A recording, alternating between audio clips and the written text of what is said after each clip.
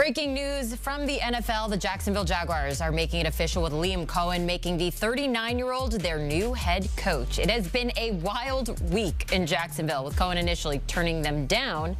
That's when the Jags owner, Shad Khan, decided to part ways with GM Trent Baalke and restart that conversation with Coen. He comes to Duval after one season as the offensive coordinator in Tampa Bay, replacing Doug Peterson, who was let go after a 4-13 season.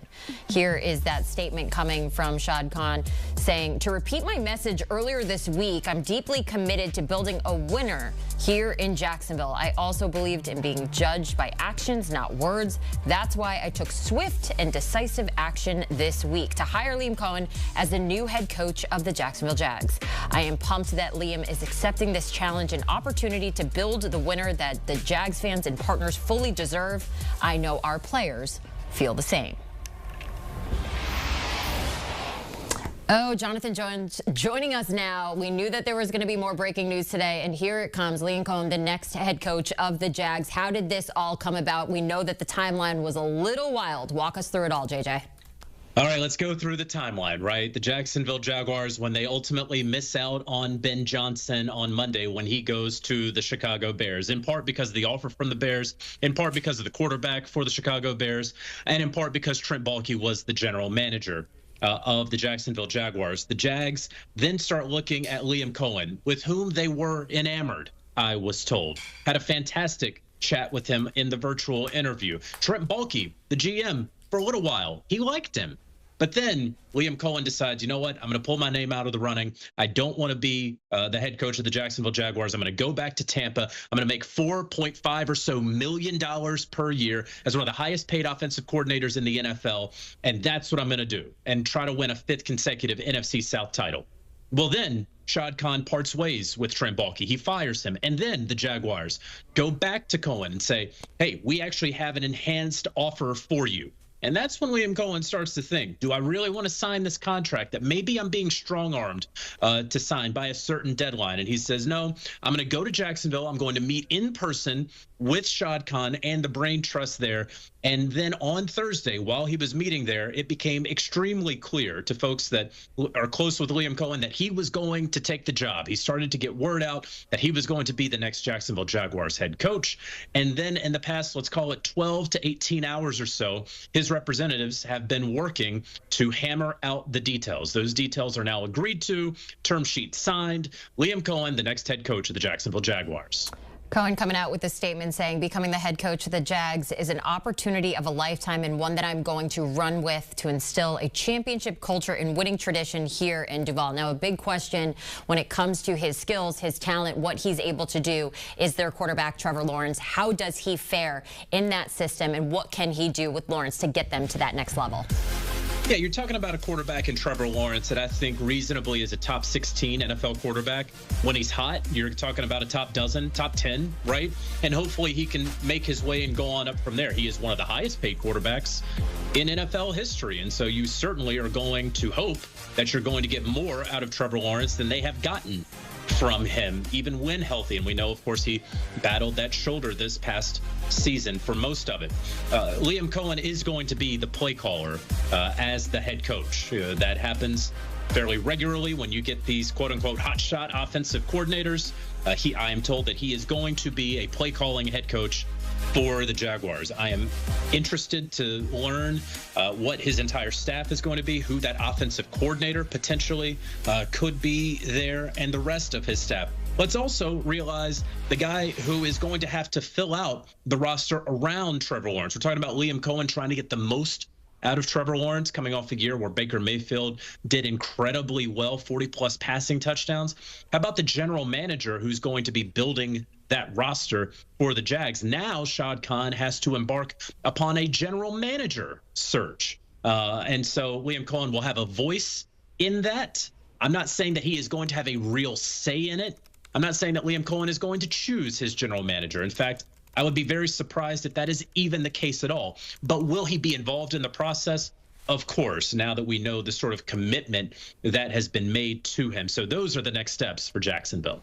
Do you find it interesting, the timing of it all? Obviously, the timing of this entire situation is just different and unique. A lot of times, though, you look at this situation, you think, okay, they're going to bring in a head coach and a GM around the same time. Or, you know, we're going to go with a GM first, and we're going to have them kind of handpick their guy to be the head coach. In Jacksonville, it almost seems like they're doing things backwards, if you will, JJ. I will allow you to say that, Jenny. That is correct. They're absolutely doing things backward. And look, sometimes there's a lot of ways to skin a cat in the NFL, and sometimes it works. Let's go back 7-8 years when the Buffalo Bills hired Sean McDermott and then fired Doug Whaley right after the draft and then hired Brandon Beane. It's worked out really well for the Buffalo Bills, but that is not typical. That is not usual. Usually what happens is you have a general manager in place, and then that person hires the head coach. What also can happen is you have concurrent and parallel searches.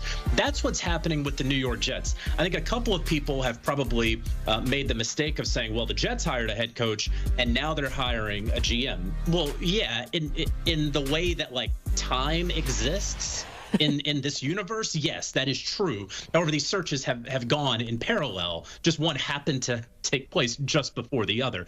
Now the Jags have a head coach, and now they're going to start bringing in general manager candidates. It is rare to see, but again, I'm not necessarily saying that it will lead to failure or success, because there's plenty of teams who have done it a whole bunch of ways, and they've hoisted Lombardis, and they've gotten fired after a couple years. So we'll see how this works out in Duval. Man, it is a tough business, that's for sure. You look at this team that they're building around Trevor Lawrence as well. You look at the Jags. They currently have the 5th pick in the NFL draft. Our expert Ryan Wilson has them taking Mason Graham. Where do you think they need the most help, JJ?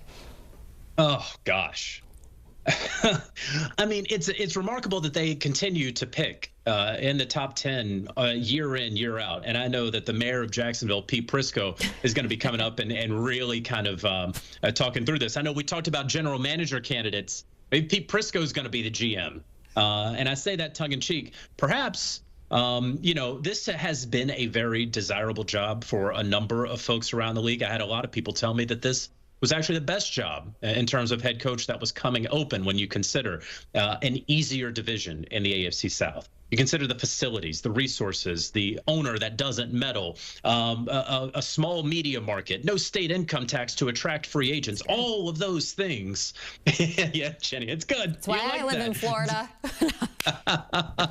Meanwhile, I'm in, what do they call it, Taxachusetts? Yeah. So, yeah, I need to get some summer and some warmth down there, Jenny. Warmth is not happening today. I think it's 46 degrees outside. But, JJ, you always bring the warmth in all of the news here on HQ. We so appreciate you breaking down the latest as we went from 7 head coaching positions available, now down to the last 2. So the Jags officially hiring Liam Coen as their next head coach.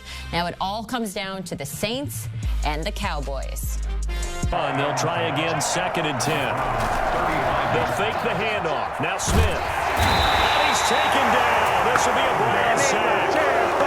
Okay, you know my bias is about to come out here. A lot of people think that the offense is just moving in the wrong direction. I'd say they're moving in the right direction because the defense is pushing them back. Former defensive guy. Now, as a quarterback, 3rd and long, you really got to rally the troops here, don't you? Yeah, you're doing a big way, and what else do you have to look out for? More pressure coming at you because it seems to be working pretty well. 3rd and long, it's Smith escaping the pressure right. Slings this deep. This is caught inside the 15. And he takes it in. Touchdown, Washington. A pretty decent game. Other quarterbacks, they have a hard time getting past it and often put the ball up for grabs the rest of the ball game. And a productive gain out to the 14 after starting at the 7. It's a gain of 7. 7 yards the pick up there. 3 yards remain for 2nd down.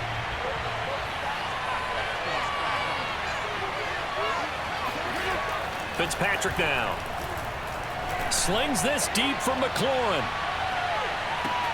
It got his man complete. And all the way down to the 24-yard line. Quite a show of arm strength right there. That was in the air for a long time, and it was on target, too. And from where we sit, if you had told me that that ball was somehow going to get from point A to point B, I would have told you no way. I mean, that was an absolute cannon shot. and he still dropped it right on the money, too. And that ball traveling 68 yards in the air, according to Next Capital and FedEx Field in Landover, Maryland. They love their football in this part of the country, and this crowd is ready to go as their guys will match up with the Buffalo Bills.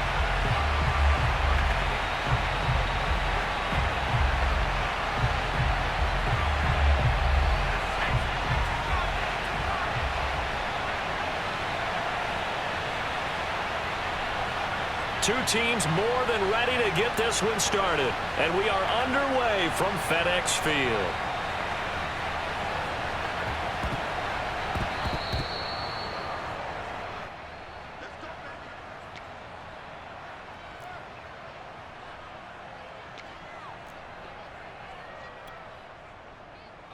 Ball up to the 35 now as they come up on 1st and 10.